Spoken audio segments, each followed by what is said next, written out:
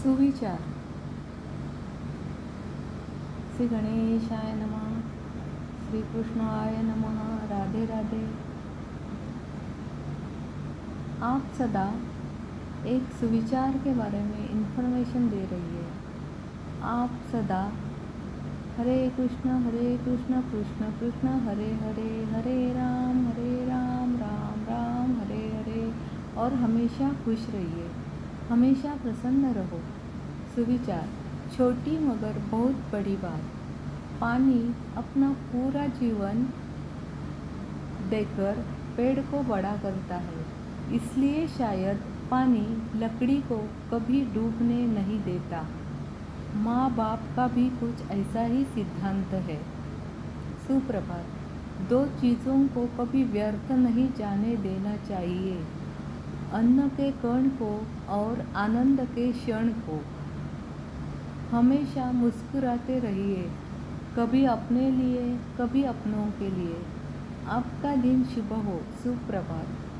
श्री कृष्ण के अनमोल वचन। जैसे पानी में तैरती नाव को तूफान उसे अपने लक्ष्य से दूर ले जाता है, वैसे ही इंद्रिय सुख मनुष्य को गलत रास्ते की ओर ले जाता है। जो कुछ भी तू करता है उसे भगवान को अर्पण करता चल। ऐसा करने से सदा जीवन मुक्ति का आनंद अनुभव होगा। केवल मन ही किसी का मित्र और शत्रु होता है। सबसे बड़ा धन। एक भिखारी भूख प्यास से त्रस्त होकर जीवन त्यागने की योजना बना रहा था। तभी वहाँ से एक नेत्रहीन महात्मा गुजरे। भिखारी ने उन्हें अपने मन की व्यथा सुनाई और कहा, मैं अपनी गरीबी से तंग आकर जीवन का त्याग करना चाहता हूँ। उसकी बात सुन महात्मा हंसे और बोले, ठीक है, जीवन त्याग दो, लेकिन पहले अपनी एक आँख मुझे दे दो। मैं तुम्हें 1000 अशर्फिया दूंगा। भिखारी चौंका। उसने कहा, आप कैसी बात करते हो, मैं आँख कैसे दे सकता हूँ। महात्मा बोले, आँख न सही, एक हाथ ही दे दो, मैं तुम्हें 10 अशर्फिया दूंगा। भिखारी असमंजस में पड़ गया। महात्मा मुस्कुराते हुए बोले, संसार में सबसे बड़ा धन निरोगी काया है। तुम्हारे हाथ पाँव ठीक है, शरीर स्वस्थ है, तुमसे बड़ा धनी और कौन हो सकता है। तुमसे गरीब तो मैं हूँ कि मेरी आँखें नहीं है, मगर मैं तो कभी जीवन त्यागने के बारे में सोचता ही नहीं। भिखारी ने उनसे क्षमा मांगी और संकल्प किया कि वह कोई काम करके जीवन का सब खर्चा और जीवन चलाएगा। जय श्री राधे राधे। श्लोक। यो यो याम तनु भक्तम श्रद्धयार्चितुमिच्छति तस्य तस्याचलां श्रद्धां तामेव विदध्याम्यहम्। अनुवाद। मैं प्रत्येक जीव के हृदय में परमात्मा स्वरूप स्थित हूँ। जैसे ही कोई किसी देवता की पूजा करने की इच्छा करता है, मैं उसकी श्रद्धा को स्थिर करता हूँ, जिससे वह उसी विशेष देवता की भक्ति कर सके। तात्पर्य। ईश्वर ने हर एक को स्वतंत्रता प्रदान की है, अतः यदि कोई पुरुष भौतिक भोग करने का इच्छुक है और उसके लिए देवताओं से सुविधाएं चाहता है, तो वो प्रत्येक क्षण में परमात्मा स्वरूप स्थित भगवान उसके मनोभावों को जानकर ऐसी सुविधाएं प्रदान करते हैं। समस्त जीवों के परम पिता के रूप में उनकी स्वतंत्रता में हस्तक्षेप नहीं करते, अपितु उन्हें सुविधाएं प्रदान करते हैं, जिससे वे अपनी भौतिक इच्छाएं पूरी कर सके। कुछ लोग यहाँ प्रश्न कर सकते हैं कि सर्वशक्तिमान ईश्वर जीवों को ऐसी सुविधाएं प्रदान करके उन्हें माया के पाश में गिरने ही क्यों देते हैं। उसका उत्तर यह है कि यदि परमेश्वर उन्हें ऐसी सुविधा प्रदान न करे तो फिर स्वतंत्रता कोई अर्थ नहीं रह जाता। अतः वे सबों को पूर्ण स्वतंत्रता प्रदान करते हैं, चाहे कोई कुछ करे, किंतु उनका अंतिम उपदेश हमें भगवद गीता में प्राप्त होता है। मनुष्य को चाहिए कि अन्य सारे कार्यों को त्याग कर उनकी शरण में आए, उससे मनुष्य सुखी रहेगा। जीवात्मा तथा देवता दोनों ही परमेश्वर की इच्छा के अधीन है।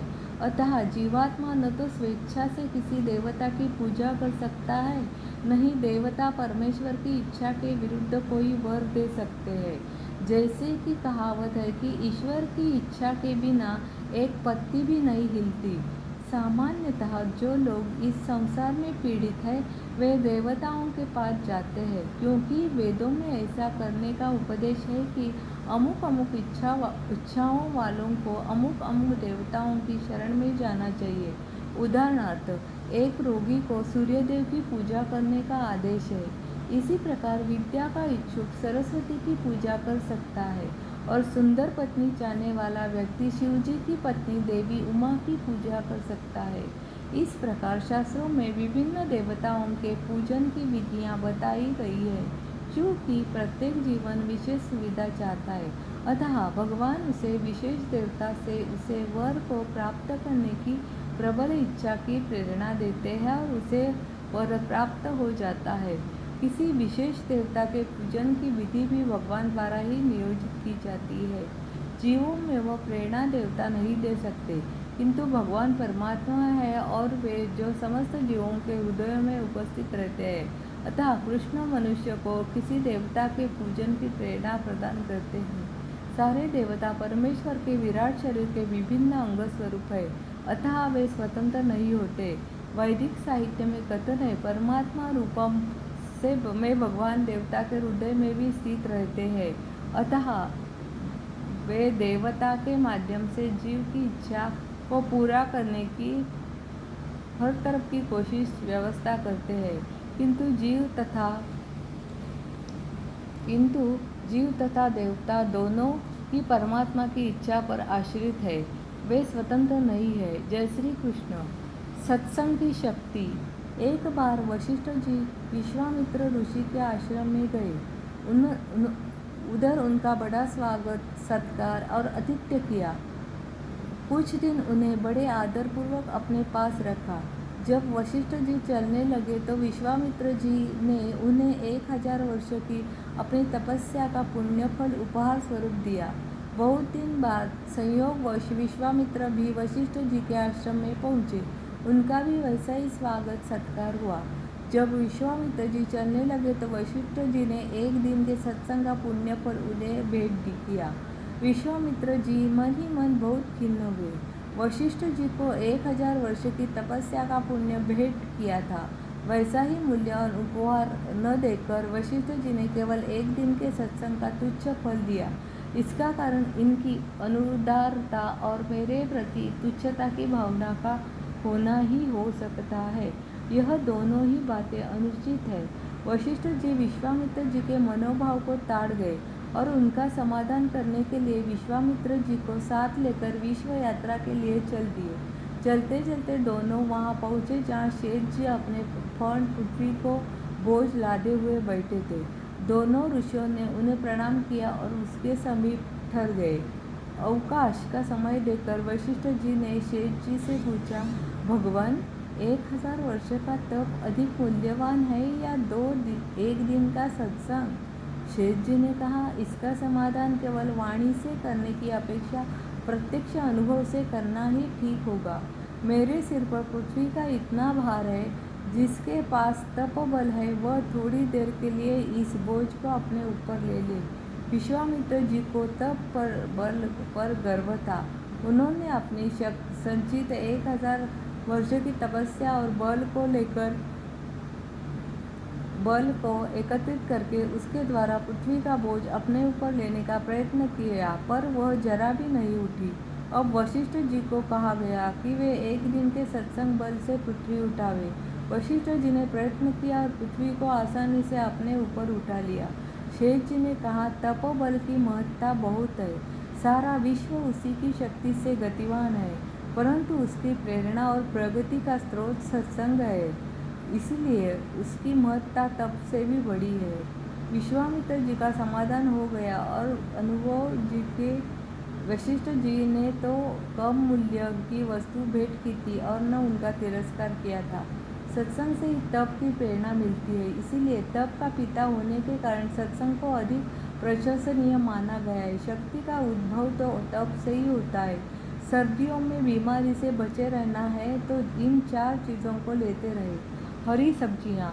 इस मौसम में हरी सब्जियाँ खाना स्वास्थ्य लाभ देने के साथ ही सर्दी के दुष्प्रभाव से बचने के लिए शरीर को पोषण भी देता है।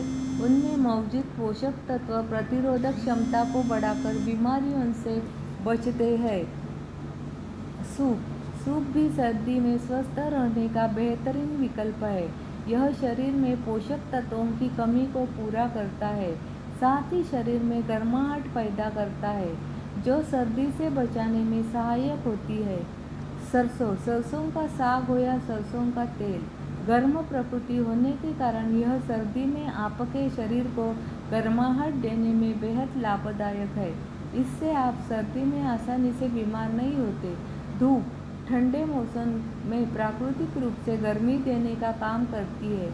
धूप। प्रतिदिन पर्याप्त मात्रा से धूप लेना सर्दी के दिनों में आपको स्वस्थ रखने में मदद करता है और आप संक्रमण व सर्दी से बच सकते हैं। जय श्री राधे राधे।